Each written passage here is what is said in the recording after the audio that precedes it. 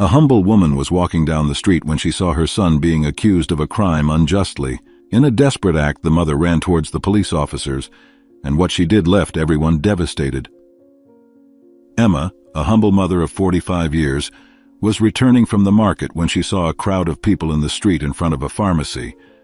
As she approached to discover the reason for the commotion, her heart raced when she recognized her son, Anthony, in the middle of the confusion, surrounded by police officers. Anthony, her 23-year-old son, had his hands cuffed and a look of panic on his face. Emma ran towards him, her maternal instinct guiding every step. "What's happening? My son didn't do anything," she shouted, knowing her son would not be capable of committing any crime. However, the police ignored her and continued to push Anthony towards the police car. People began to murmur, some looking at Emma with pity, while others whispered about the possibility that Anthony was involved in something illicit. The atmosphere was heavy with tension, and every second seemed to drag. Emma tried to push past the officers to reach Anthony, but she was restrained. "Please, he's not a criminal, he's a good boy," she pleaded, tears beginning to roll down her tired face. Anthony looked at his mother, desperate. "Mom, I swear I didn't do anything. They're making a terrible mistake," he shouted, his voice full of anguish and fear. The expression on Anthony's face was one of pure despair, and Emma knew she had to do something, anything, to protect her son. She turned to the police officers, her heart pounding frantically. "I did it, it was me," she declared, her voice firm despite the terror she felt. The police officers exchanged confused looks, and one of them turned to Emma. "Ma'am, let us pass. The pharmacy attendant said a medication was stolen. It had to be him," one of the officers said, looking at Anthony's simple clothes. She knew they were judging him by his appearance, but the most important thing was to free her son. However, seeing the judgment in the officer's eyes, Emma knew lying and claiming responsibility for the crime would be futile. No one would believe her. Deep inside, Emma felt that stronger than her survival instinct was her maternal instinct. She needed to take a risk and reveal the secret she had kept for many years. Only this could free her son. "I'm guaranteeing it wasn't my son who did this because I am the criminal here, not him. Besides stealing this medication, I'm also guilty of another crime," she said, her voice trembling but determined. The police officers stopped and looked at her in surprise. "Years ago, I robbed a jewelry store in this city.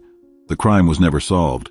This time I was more careless and wasn't afraid of being caught, but I assure you Anthony didn't steal the medication," she confessed. A part of what she said was true. Emma felt a mix of relief and fear as she revealed the secret she had kept for so long. "Now take me and leave my son alone. He can't pay for something he didn't do," she stated, feeling a crushing weight lift off her shoulders. The police officers hesitated, but then they began to remove the handcuffs from Anthony to place them on Emma. Anthony looked at his mother, incredulous and terrified. "Mom, you can't do this. You didn't do anything," he protested, but Emma just shook her head. "I can't lose you, Anthony. You're all I have. Please understand," she whispered as the police led her to the squad car. The crowd watched in silence, some still whispering, but most simply stunned by what had just happened. The jewelry store crime confessed by Emma was known to everyone in the city, as it had made the news years ago and was never solved. Everyone kept murmuring about the confession. Emma was pushed into the police car, her heart broken into 1,000 pieces. She looked out the window at Anthony, now surrounded by onlookers but still looking lost and in shock. "Please, take care of yourself," Emma thought, wishing her son could hear her silent words. As the car began to drive away, Anthony ran to it, banging on the window. "I'll get you out of there, Mom. I promise I'll do everything to prove your innocence," he shouted, his voice full of determination and pain. Inside the car, Emma felt a knot form in her throat. How did it come to this? How could they judge my son this way? She wondered as tears streamed freely down her face. The decision to confess had been instantaneous, a reflex of her unconditional love for Anthony, but now she was beginning to feel the weight of that choice. "No matter what happens, I need to protect my son," she thought, trying to calm her racing heart. As the car moved away from the scene, Emma closed her eyes and took a deep breath, trying to find strength within herself. "I can handle this. I have to handle this," she thought, clenching her hands to control the trembling. The voices of the police officers were a distant buzz as she focused on one thing, Anthony's safety and well-being. I did what needed to be done, she murmured to herself, trying to convince herself that she had made the right decision. I hope he understands my sacrifice. In front of the pharmacy, Anthony was still in shock, watching the car drive away with his mother. He felt a wave of despair wash over him, but knew he couldn't afford to break down now. I need to think. I need to figure out how to get my mother out of this situation. She did this to save me, he thought, feeling the pressure of the moment. He looked around, seeing the faces of the onlookers filled with judgment and hostility. They think my mother is guilty. I need to prove them wrong, he decided, clenching his fists, feeling his determination grow. Determined to act, Anthony ran home, his heart pounding. He rushed in and began searching for papers, documents, anything that could help clear his mother's name. I won't let her pay for something she didn't do, he murmured to himself as he rifled through drawers and cabinets. Suddenly he felt a sharp pain and had to lean on the table to keep from falling. What's happening to me? This can't be happening now, he thought, gasping for breath, trying to pull himself together. He remembered the symptoms his father had before he died and began to panic. No, it can't be. I can't be sick now. My mother needs me, he whispered, trying to control the fear spreading through his body. Anthony decided he needed to see a doctor immediately, but he also knew he couldn't waste any time. My mother needs me now. I have to be strong for her, he thought, determined not to let the pain hinder his plans. However, he felt a sudden weakness blurring his vision. Immediately, Anthony grabbed the phone and contacted the family doctor. Upon arriving at the doctor's office, the doctor examined Anthony seriously. You need more detailed tests, Anthony. Your symptoms are concerning and may indicate something serious. Your father's family history may indicate a severe disease, the doctor said while noting something in the medical chart. Anthony felt the ground disappear beneath his feet. I can't get sick now. My mother needs me, he replied, trying to hold back tears. The doctor looked at him with compassion. I know it's difficult, but you need to take care of your health too. You can't ignore this, otherwise you won't be able to help her, he advised, trying to convey calm while handing Anthony a list of medications until the test results were ready. With his mind full of worries, Anthony left the doctor's office and decided to go to the police station to see what he could do to help Emma. I need to prove my mother's innocence. I won't give up until I succeed, he affirmed to himself with renewed determination. Upon arriving at the station, he introduced himself to the police officers. I am Anthony, Emma's son. I need to speak to the officer in charge of my mother's case. It's urgent, he said, trying to remain calm. The officer led him to Nathan, the investigator in charge. Your mother's case is complicated, Anthony, but if you have any evidence that can help, I'm willing to listen, Nathan said, looking at Anthony with interest. Anthony told him everything he knew, although it was little. My mother is innocent. She only confessed to protect me. I didn't commit the crime, but the pharmacy attendants judged and said it was me. When my mother saw me being arrested, she took the blame. I know it sounds absurd, but it's the truth, he explained, his voice full of emotion. Nathan looked thoughtful. I understand your situation, but we need concrete evidence to open a new investigation. Your mother confessed to another crime, an old robbery that was never solved, and gave surprising details about the crime. According to the confession, the robbery was orchestrated by a man named Levi Alvarez. Maybe this information can help find the real culprit, he replied while taking notes.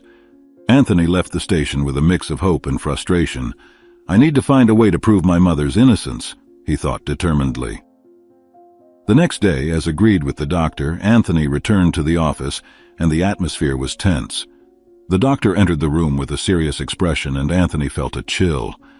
Anthony, the preliminary tests show something worrying. We need to do more tests to confirm, but I'm afraid you may have the same disease your father had, the doctor said, his words weighing heavily. Anthony felt the ground disappear beneath his feet. Doctor, I need these symptoms to stop. My mother was wrongly imprisoned. I can't get sick now. I need to be strong to help her. She only has me, Anthony said, trying to hold back tears. This disease is severe, Anthony. You can't ignore it. The treatment is quite expensive, but it is effective. If the tests come back positive, you need to start it immediately, the doctor advised. However, as soon as the doctor mentioned the treatment's cost, Anthony knew he couldn't afford to pay a fortune for his medical care. The amount was much higher than he thought, and for a moment he wondered how his father had managed to pay for the same treatment for a long time. Back home, Anthony sat at the kitchen table, feeling overwhelmed. How am I going to get money for the treatment? And my mother? How am I going to prove her innocence? He remembered the investigator's words about Levi Alvarez. This is my chance. If I find Levi, I can get the evidence needed to free my mother, he thought, determined not to give up. But what would he do about his own health? I can't afford to be sick now. I'll have to endure the disease while I find a way to help my mother, even if it costs me my life, he said to himself, trying to ignore the growing pain. Anthony remembered that his mother had an old habit of writing down her thoughts, actions, and all the data of people she knew in a diary because she was averse to technology. With this in mind, he went to Emma's room and began to look for the notebook, a starting point that might have some indication of Levi's whereabouts. Despite his determination, the pain in Anthony's chest did not lessen, but he refused to stop.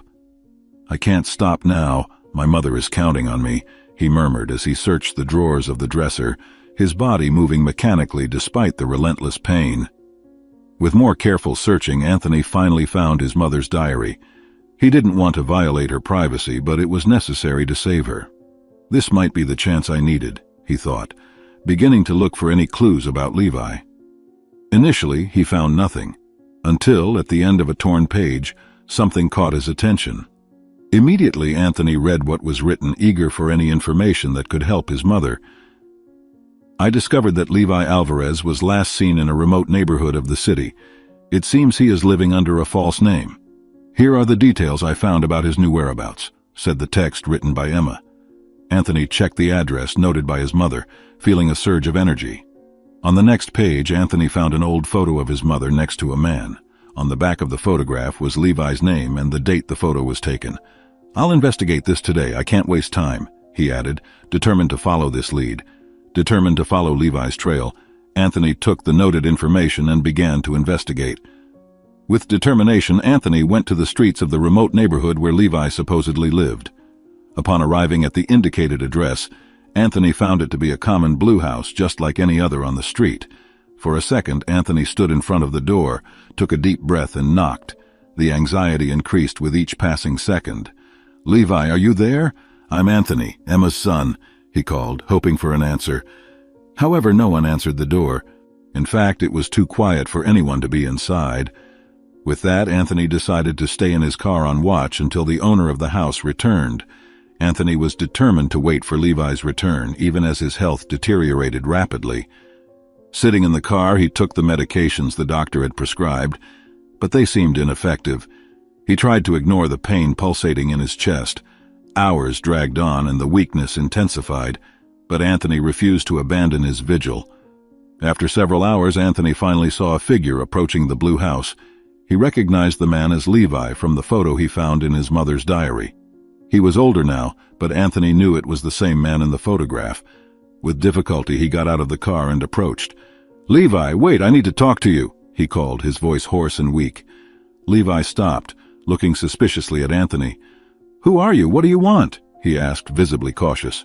"My name is Anthony, Emma's son. My mother is paying for a crime you helped commit. I need your help," Anthony explained, struggling to breathe. Levi hesitated, but the sincerity in Anthony's eyes seemed to convince him. "I don't know what you're talking about," he said, but Anthony could see in his eyes that he was lying. He knew this might be his only chance to save Emma. "My mother is in prison. I was about to be arrested unjustly for a pharmacy robbery, and when my mother saw what happened, she confessed to the crime. However, since they didn't believe she was responsible, she confessed to another crime committed years ago to protect me. She said you were involved in the first crime. I need answers. I can't leave her in jail," Anthony explained, his voice trembling with emotion. Levi observed Anthony closely. "She was always a strong woman. Emma will manage, I'm sure," Levi said, but Anthony could see a hint of regret in his eyes, increasing the urgency of the situation. "Please, you have to help me. My mother can't pay for this alone," he implored. Levi sighed, seeming to weigh his options. "I don't know what you're talking about, but if what your mother said were true, if I were you, I wouldn't get involved in this. There might be very dangerous people involved, and your mother could be in danger. Hypothetically, if I were the man your mother mentioned, I would be deeply remorseful, But as I said, I don't remember anything about what you're talking about, Levi warned. Anthony could read between the lines. Levi regretted what he had done, and there was someone very dangerous after him because of the robbery, probably to recover the money. As he observed Levi, Anthony felt a wave of weakness wash over his body. "You need to go now, boy. You can't stay here, they might see you," Levi said, looking over Anthony's shoulder as if he saw someone on the sidewalk. Anthony left Levi's house with the map and clear instructions in mind. He knew he had little time and many obstacles ahead. As he walked back to the car, Anthony felt the pain in his body increase with each step. Anthony was determined to get answers. He got into his car and reread his mother's diary, searching for anything that might help. He discovered that his mother had been coerced by Levi to commit the crime. At the time, they were friends, and Emma was desperate to save her friend. Then Levi suggested they commit the robbery. As he read further into the diary, Anthony found an address of a hideout that Levi used to go to with his mother to plan the crime. Considering Levi's modest home, Anthony knew that the man hadn't used the money or used very little of it, so he might be able to find him. This explained why other people were pursuing him. With this in mind, Anthony took the address of the hideout noted in the diary and started the car. However, a black car on the street caught his attention. As soon as Anthony showed signs of leaving Levi's street, the black car started as well, as if someone was on watch, paying close attention to Levi's actions or anyone who had contact with him.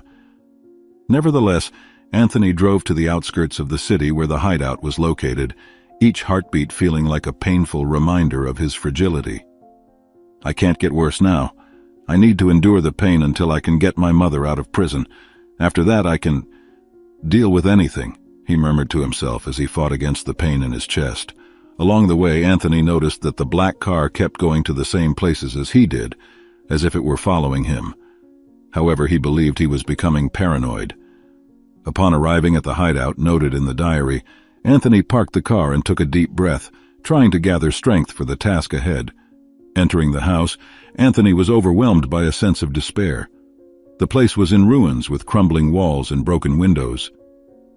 "If there's any money from the robbery, it has to be here. This might be my chance to get quick money to help my mother," he thought as he began to search Levi's hideout. Every noise made him jump, fearing discovery. With the little strength he had, Anthony moved the debris with difficulty, looking for signs of a hidden compartment or any clues. But years had passed, so there might be nothing left. After a few minutes of searching, Anthony lost his balance and, coincidentally, his feet struck firmly on the wooden floor.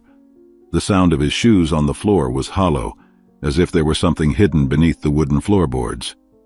"It has to be here," he whispered, feeling a momentary relief. As he bent down and pulled up the floorboards, he found a compartment with a heavy suitcase. "Please, let it still be here," he murmured as he opened the box with trembling hands. Inside he found bundles of aged money. "This can save my mother and pay for my treatment," he thought, feeling a mix of relief and fear. While Anthony was retrieving the money, he heard a noise coming from outside the house. "Someone's here," he thought, feeling a wave of panic spread through his body. Quickly, he closed the box and held it tightly. "I can't be discovered now. I have to be quick before they find me," he said to himself, trying to control his breathing. Outside, he heard voices. "Are you sure the man who visited Levi is here?" asked an unknown voice. "Yes, I saw him enter the house. Maybe Levi finally talked," replied another voice. Anthony's heart raced. Trying to stay calm, Anthony slipped to the corner of the house, avoiding areas where the voices were loudest. "I need to get out of here without being seen," he thought, moving slowly. When he reached the back door, he saw an opportunity to escape. "It's now or never," he said to himself as he ran towards the exit. As he left, he heard footsteps behind him. "He's running away," shouted one of the voices. Anthony ran as fast as he could, the pain in his chest almost paralyzing him. Barely managing to escape, Anthony hid in a nearby wooded area, trying to catch his breath. "They're after me and the money. This complicates everything," he thought, feeling the pressure increase. He knew he had to be even more cautious from now on. "My mother is counting on me. I can't fail now," he murmured as he planned his next move. "I need to find a safe place for the money and think of a way to get my mother out of prison," he said to himself, feeling the weight of responsibility grow. The run took its toll as the pain in Anthony's chest continued to worsen, but he refused to stop. "My health can wait, but my mother can't," he murmured to himself, trying to ignore the weakness in his body. Anthony knew he needed to act quickly before the men following him found him again. Determined not to return home to avoid exposing more about himself, Anthony looked for a cheap hotel where he could hide temporarily. "I just need a place to think, rest, and organize my next steps," he thought as he checked in under a false name. In the room, he hid the money in an improvised hiding place and began to plan. "I need to use this money to pay for a good lawyer and my treatment, but how? And if the police track the money?" he pondered, feeling cornered. While thinking about his options, Anthony heard a noise in the hallway. "Could they have found me?" he thought, his heart racing. He approached the door and heard footsteps coming closer. "The clerk said the new guest is in room 202. It must be him," said a man. Immediately, Anthony recognized the voice he had heard when he went to the house indicated by Levi. It was the same person who tried to chase him. "I can't let them find me now," he thought, trying to stay calm. He looked through the peephole and saw a group of men passing down the hall. "They're here for me," he thought, feeling a wave of panic as he recognized the men who followed him. "I need to get out of here," he murmured, grabbing the backpack with the money. Carefully, Anthony climbed out the window and descended to the alley behind the hotel. He tried to ignore the pain while he fled. "I need to find a safe place. These men seem very dangerous, and if they find me, I have no chance of surviving," he thought as he moved through the dark streets, until an idea began to form in his mind. "I can't go far with this pain, and there's no better hiding place than a hospital. No one will think I would hide in such an unusual place," he thought, feeling more determined despite the pain. He waited in the shadows of the alley until a taxi appeared after a few minutes. When he finally arrived at the nearest hospital, Anthony could barely stand. He felt the weight of exhaustion and pain pressing down on his entire body, each step a struggle against the weakness that dominated him. The effort he made to flee and find the money took its toll. Upon entering the emergency room, he was immediately attended to by a nurse who noticed his critical condition. "I need help now." "I'm not feeling well. I had some tests done and might have a serious undiagnosed disease.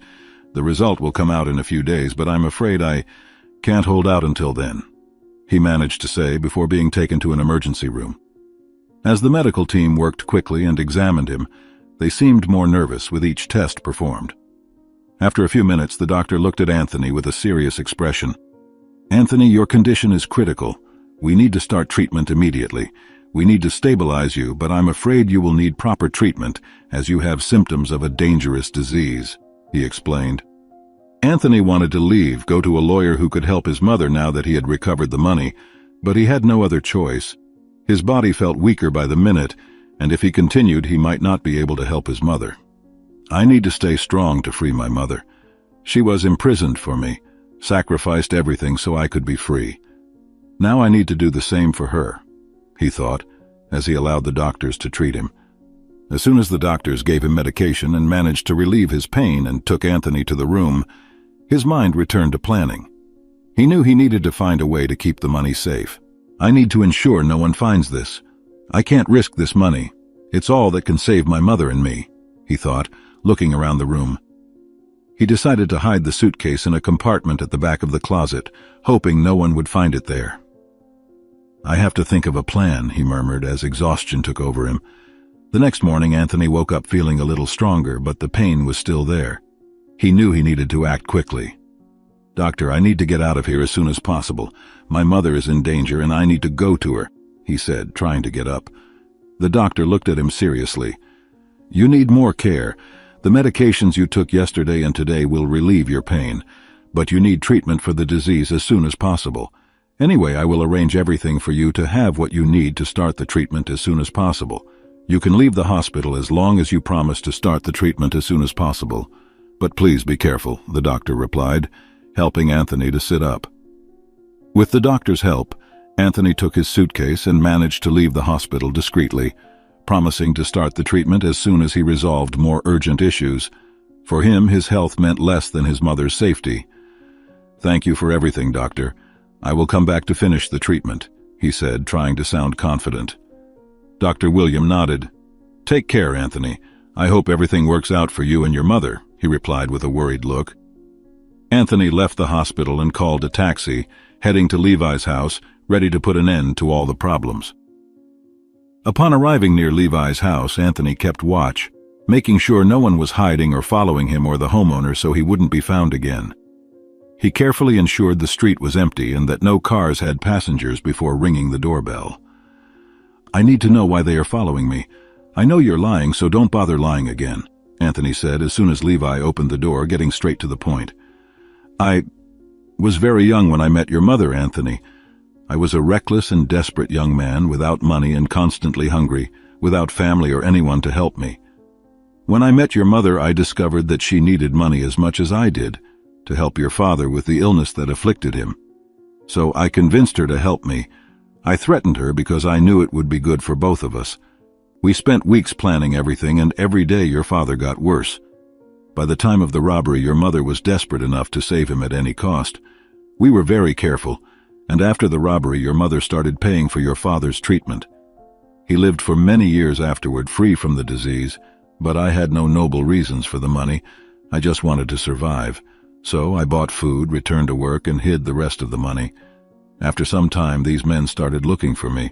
They follow me, but since I hid the money, they can't do much. They even tried to hurt me once to find out where it was, but I didn't reveal it. If they tried to kill me, they knew they would never get what they wanted, so they began to watch me constantly," Levi revealed. "They won't stop until they get what they want. They've been doing this for a long time," he continued. Anthony felt a mixture of despair and dread. "What can we do to stop them?" he asked, anxious for a solution. He knew he couldn't trust Levi. He was a criminal just like the men who followed him.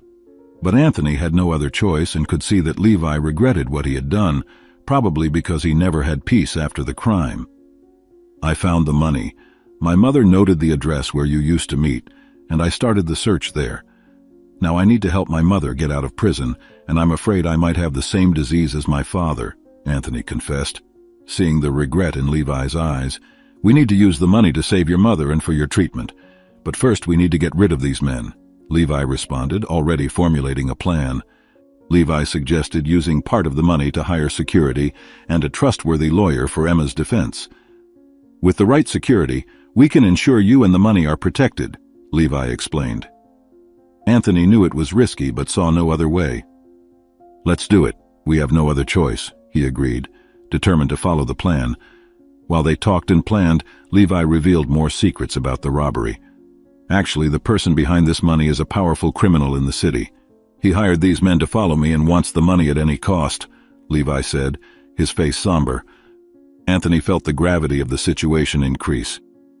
"If that's true, we're dealing with something much more dangerous than I imagined," he thought, trying to process the information.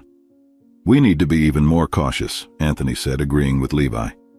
"There's only one way you can resolve all this," Levi said without revealing his plan. As Anthony and Levi continued to plan, they heard heavy footsteps and voices approaching the house. "They're here," Levi said, his eyes wide with fear.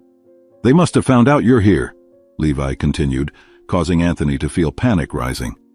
"We need to get out of here now," Anthony responded, grabbing the suitcase of money. Levi agreed, and the two of them left through the back door, trying to be as quiet as possible. The night was dark, and the deserted streets offered a route of escape, but also hidden dangers. "Where are we going?" Anthony asked, trying to stay calm. "We're heading to a safe place, but we need to shake them off first," Levi replied, leading the way. They ran through the streets, hearing the shouts of the men chasing them. "We can't let them catch us," Anthony thought, his heart pounding. He knew his illness wouldn't let him go far, but he used all his willpower to save his mother, pressing on. As they ran, Levi looked at Anthony with an expression of regret. "Anthony, I'm so sorry for everything. I never wanted things to come to this," he said, his voice full of emotion. Anthony felt a mix of anger and compassion. "Now is not the time for that, Levi. We need to get out of here alive," he replied, focused on their escape. They turned a corner and saw a police station in the distance. Levi stopped suddenly. "Anthony, you need to use the money to save your mother and yourself. I'm going to turn myself in and confess to the crime I committed. I've regretted it for a long time, and I can't let your mother pay for something I coerced her into doing." I need to do the right thing to live in peace, Levi said, looking firmly at Anthony. What? No, you can't do that, Anthony protested. But Levi was already determined. It's the only way, Anthony. They will follow me there and you'll have time to escape, Levi explained. Anthony saw the determination in Levi's eyes and knew it was pointless to argue. All right, but take care, he said, feeling a lump in his throat. Levi nodded and ran toward the police station, while Anthony slipped into a dark alley. He looked back and saw Levi being surrounded by the men before entering the station. He's sacrificing himself for my mother, Anthony thought, feeling a wave of gratitude and sadness. Levi entered the police station and turned himself in, confessing to the robbery he had committed years ago with Emma. The police took him in immediately, and Anthony knew this would give him enough time to escape. He kept running until he found a safe place to rest and think about his next steps. I have to keep going. If they believed Levi's confession, my mother is still accused of the pharmacy crime, so I need to keep fighting, he thought, trying to ignore the pain in his body. While hiding, Anthony remembered Levi's words about the need to hire a lawyer and security. I need to do this quickly, he thought, picking up the phone and starting to make calls. He found a lawyer willing to help, ensuring the defense of his mother and himself. We're one step closer to solving this, he thought, feeling a spark of hope. Anthony knew there was still much to do.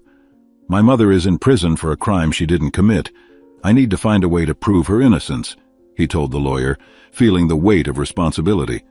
According to the lawyer, it was a simple case to resolve, so he advised Anthony to meet him at the pharmacy where he had been unjustly accused. Following the advice, Anthony went to the location, anguished by the memory of the robbery day. He had started to feel unwell that day, so he went to the pharmacy to buy medicine when suddenly the police arrived, saying the manager had called to report a robbery. Seeing his simple clothes, the officers immediately considered him guilty, not bothering to check the other customers. Upon arriving at the pharmacy, Anthony met the lawyer, Dr. Jaden. He was a man with an intelligent look and seemed attentive to every detail as they entered the pharmacy. Suddenly, one of the employees recognized Anthony from the day of the robbery. I remember you. You were accused of stealing something a few days ago, she said softly, while adjusting some medicine on the shelf. Stay here and wait for me. Try not to attract too much attention, she said discreetly. While waiting, Levi and Dr. Jaden carefully examined the place. A few minutes passed until the employee returned with a worried look. I think this might help, but please, don't mention that I gave it to you, or I'll lose my job, she whispered. Dr. Jaden looked at the flash drive in his hand, which probably contained some evidence that could exonerate Anthony. Now they needed to see what they had discovered. Upon arriving at Dr. Jaden's office, they inserted the flash drive into the computer and saw a video recording from the day of the robbery. Each passing minute increased the tension. We need to find something, Anthony thought, watching attentively. Finally, they saw the pharmacy manager leaning into the shelves and taking the medication before returning to the counter. Then he hid the medicine in his bag and called the police to report the robbery. This can prove that neither I nor my mother committed the theft, Anthony said, feeling a wave of hope. Immediately, Dr. Jaden copied the recording and said, We will use this to open a new case and free your mother, he added with an encouraging smile. Anthony felt a wave of relief. We're getting closer, he thought, feeling more determined than ever. While the lawyer started working on the case, Anthony knew there were still risks. Those men are probably still after me, he thought, remembering the pursuers. I need to stay safe until this is over, he decided, making plans to keep protected. The pressure was intense, but Anthony knew he couldn't give up now. I have to keep fighting, he thought, feeling the strength renewed by the hope of justice. Anthony decided to hide in a safe place while the lawyer worked on the case. I'll wait here until everything is ready, he thought, settling into a small rented apartment. The wait was agonizing, but he knew it was necessary. My mother needs me, he thought, watching the window for any sign of danger. The hours passed slowly, but Anthony remained firm. I have to save my mother. I hope this evidence is enough to free her, he thought, determined to see his mother free again. Finally, the lawyer called with good news. Anthony, we managed to open a new case with the evidence you brought. Your mother will be released soon, he said enthusiastically. Anthony felt a wave of relief and gratitude. "Thank you, doctor, this means everything to us," he replied, emotional. He knew the battle wasn't over yet, but they were closer to achieving justice. "We're almost there, Mom," he thought, feeling hope blossom again. Anthony felt an immense weight lift off his shoulders upon hearing the lawyer's news. "My mother will be freed, and now I have everything I need to start my treatment," he thought, feeling a wave of relief. However, guilt began to weigh on his shoulders. Anthony knew there was still something he needed to do. "I need to return the money. I can't start a new life with dirty money. If I have to die, I'd rather stay honest. I've never stolen in my life. How can I continue with this money? I need to remain the man I always was before this confusion entered my life," he decided, feeling stronger in his determination. Anthony knew he wouldn't have the treatment and would probably die, but he wanted to remain honest. Sometime later, he called the lawyer and explained his decision. "Dr. Jaden, I didn't tell you everything about my mother's case. I found part of the stolen jewelry money, and now I want to return it to the police. I don't want anything to taint my character," Anthony said. The lawyer was surprised but admired Anthony's integrity. "That's very noble of you. Let's do this the right way," Dr. Jaden replied, promising to help organize everything. The next day, Anthony and Dr. Jaden went to the police station with the suitcase of money. "Here is the money from the robbery that Levi confessed to. I found the rest of the money and am returning it all. I don't want anything to do with it," Anthony said to the officer in charge. The police officer looked at him with surprise and respect. "You're doing the right thing, son. This will help a lot in your mother's case," he replied, accepting the suitcase. As the news of the money's return spread through the town, Anthony's illness gradually worsened. The test results finally confirmed what Anthony already knew.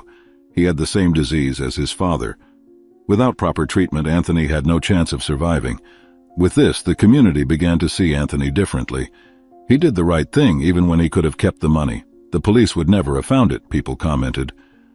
Anthony's story and his mother's sacrifice touched many hearts, and soon the community decided to act. A group of residents decided to create a fundraising campaign to help Anthony pay for his treatment. "He deserves our help.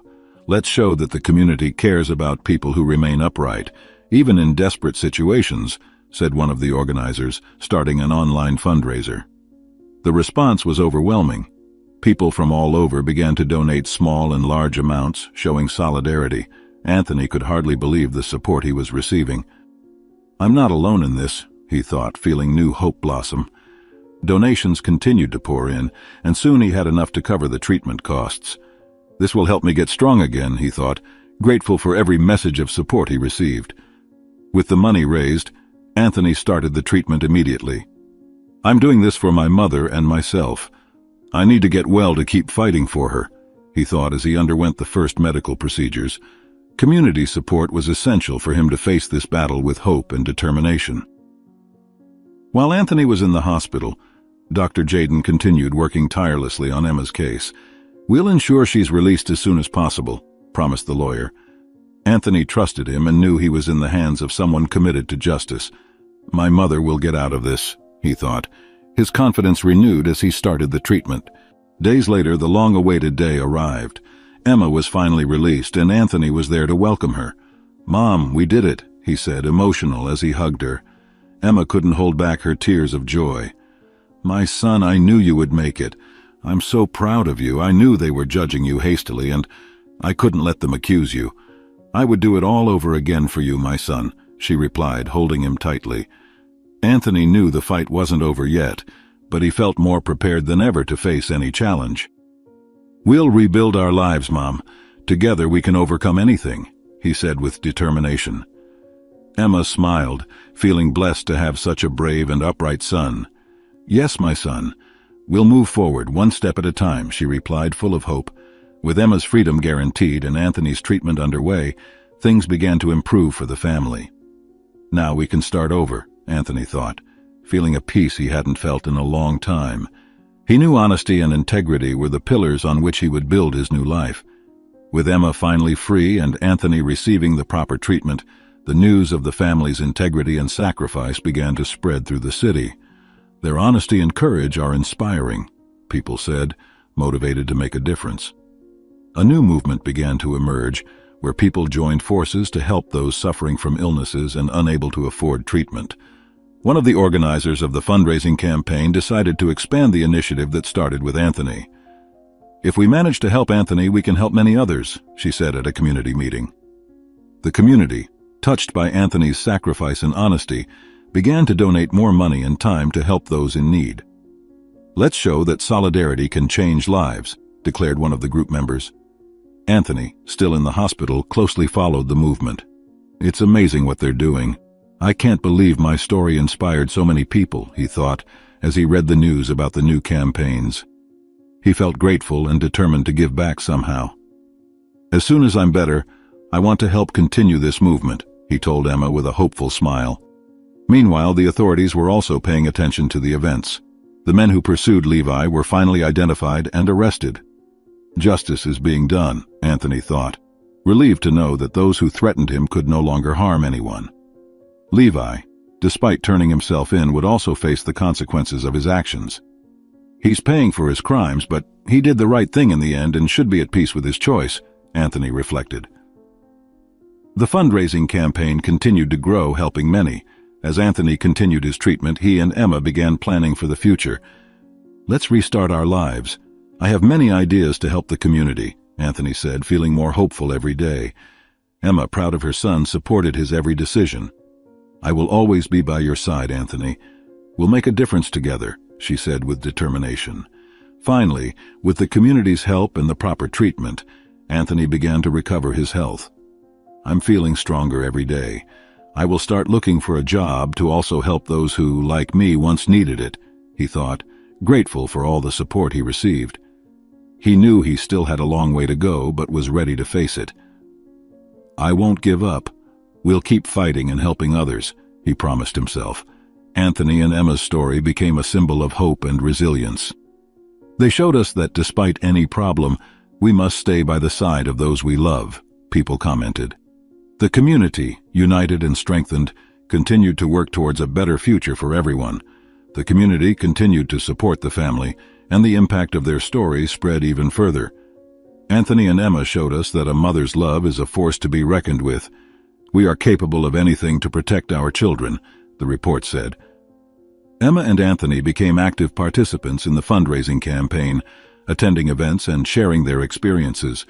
"We want to thank everyone who helped us and continue this cycle of kindness," Anthony said at one of the events. Emma, always by her son's side, felt grateful and proud. "My family is safe and happy. We'll make a difference together," she thought with a smile. Anthony's health improved daily, and he began planning new projects for the future. "I want to create a foundation to help other people facing severe illnesses," he told Emma. The idea was enthusiastically received by the community. "That's exactly what we need." "You can always count on my support, my son," Emma said proudly. In time, Anthony and Emma opened a foundation dedicated to providing treatment and support to people with severe illnesses. "We're doing this to give back all that was given to us," said Anthony during the inauguration. The foundation quickly became a symbol of hope and solidarity, demonstrating that a united community can overcome any challenge. Anthony and Emma, now free and safe, reflected on the hardships they had overcome. "We went through tough times, but we came out stronger," Anthony said, looking at his mother with affection. Emma agreed. "I always knew you had incredible strength, my son. We're ready for whatever comes next," she replied with a smile. On the day of the foundation's opening, Anthony and his mother were surrounded by friends and supporters, celebrating their victories and planning a promising future. "We did it, Mom. We overcame everything and are ready to move forward," Anthony said emotionally. Emma, with tears in her eyes, hugged her son. "Yes, my son, the future is ours," she responded, full of hope and gratitude. And so, Anthony and Emma showed everyone that we are capable of doing anything to protect those we love, and that we must always correct our mistakes and return to the right path. With integrity, courage, and support, any obstacle can be overcome. "We are ready to face the future together," Anthony thought as he looked towards the horizon, full of dreams and hopes. If you enjoyed this story, we invite you to like this video and subscribe to our channel. Your support motivates us to continue bringing exciting stories almost every day. Don't miss the next surprising narrative that is about to appear on your screen. We are immensely grateful to have you here with us. Now you can click on the links appearing on the screen right now. We have a special selection just for you, full of valuable stories and guaranteed entertainment. See you there.